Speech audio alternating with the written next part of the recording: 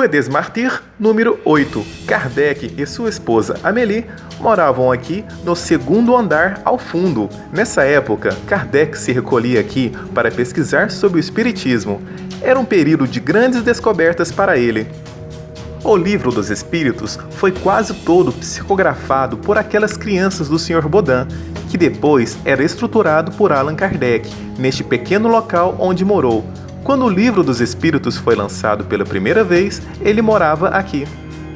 O Livro dos Espíritos é um livro de perguntas e respostas, organizadas de maneira didática. Nele há mais de 1000 perguntas feitas por Allan Kardec, obtendo sábias e esclarecedoras respostas dos espíritos superiores. Aqui também foi o primeiro local onde promoveu reuniões espíritas. Era a semente da Sociedade Espírita de Paris. Durante 6 meses, as reuniões aconteceram aqui.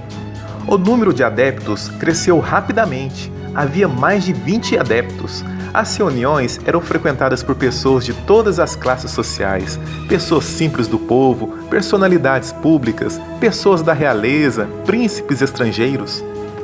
Como o espaço era pequeno para tanta gente, foi necessário mudar para um espaço maior. A Sociedade Espírita, agora legalmente construída, foi transferida para o Palais Royal.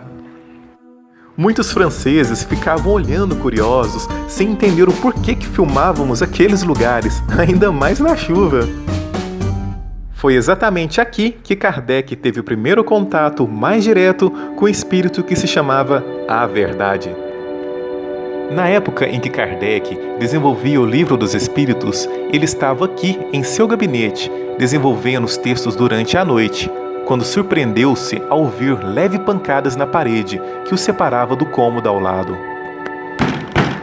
Ele não deu muita atenção a esses barulhos e, de repente, as batidas intensificaram e mudaram de lugar.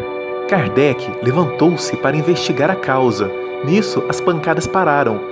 Sem encontrar nenhuma explicação para isso, ele voltou a sentar em seu gabinete. As batidas começaram novamente. E bastava Kardec se levantar que as batidas paravam. Cerca de 1 hora depois, lá pelas 10 horas da noite, sua esposa, Amélie, chegou da rua e também ouviu essas pancadas. Perguntou o que era aquilo e também tentou descobrir a causa. O incômodo prosseguiu até a meia-noite, quando eles foram deitar para dormir sem descobrir o que era. No dia seguinte, houve sessão no apartamento da rua Rochechouart, e Kardec então narrou o fato durante a sessão e perguntou aos espíritos presentes o que eram aquelas batidas. Então, os espíritos responderam que as batidas eram causadas por um espírito que lhe era familiar e que gostaria de se comunicar com ele, e que esse espírito familiar se chamava A Verdade. O grandioso espírito de A Verdade não quis revelar seu verdadeiro nome. Não era por estas janelas que Kardec olhava a cidade. O apartamento ficava ao fundo. No momento em que filmávamos, vimos que a porta não estava trancada. Se isso foi coincidência ou ajudinha espiritual, não sabemos. Mistério! Só sei que aproveitamos a situação e nos aventuramos a entrar rapidamente no local.